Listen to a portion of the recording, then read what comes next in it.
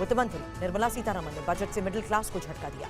Income tax slab में नहीं हुआ कोई बदलाव, रिटर्न फाइल करने के लिए 3 महीने का ज्यादा समय दिया। डिफेंस बजट में ऑपरेशन सिंदूर का असर दिखा, रिकॉर्ड 15% की बढ़ोतरी, रक्षा मंत्रालय को 7.8 लाख करोड़ का बजट मिला। सेना के हथियारों और आधुनिकीकरण के लिए 2.19 लाख करोड़ करने की घोषणा। मोदी सरकार के बजट में सेहत और स्वदेशी का ब्लूप्रिंट दिखा। 17 कैंसर दवाओं पर लगने वाली बेसिक कस्टम ड्यूटी को पूरी तरह खत्म किया गया।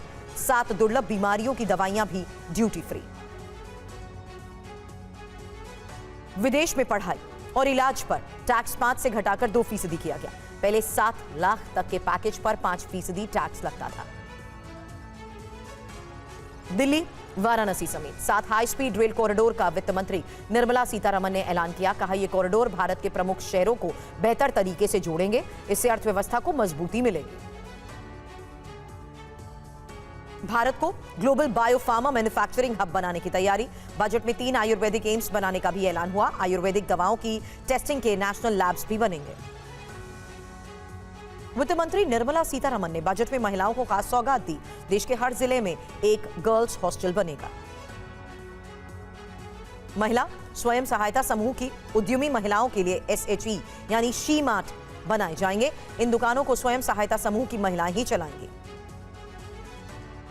ग्रीन एनर्जी पर सरकार का फोकस। बैटरी बनाने की मशीनों पर टैक्स छूट बढ़ी, इससे इलेक्ट्रिक व्हीकल सस्ते होंगे। रेयर अर्थ कॉरिडोर बनाने की भी घोषणा।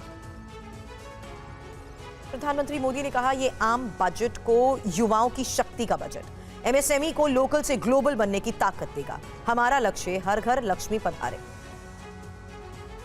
बजट को मुख्यमंत्री ममता बनर्जी ने दिशाहीन बताया। कहा आम आदमी और बंगाल के लिए इसमें कुछ भी नहीं है। अखिलेश यादव बोले बजट में ना तो नौकरी दी गई है और ना ही रोजगार के अवसर।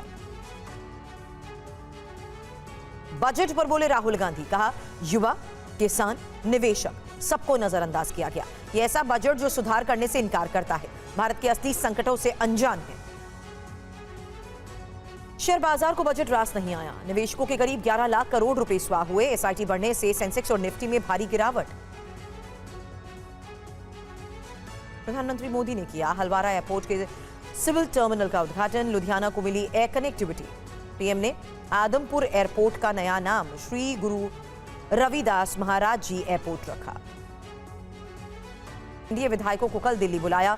मणिपुर में नई सरकार के गठन को लेकर चर्चा होगी। राष्ट्रपति शासन खत्म होने से पहले सरकार गठन की कोशिश।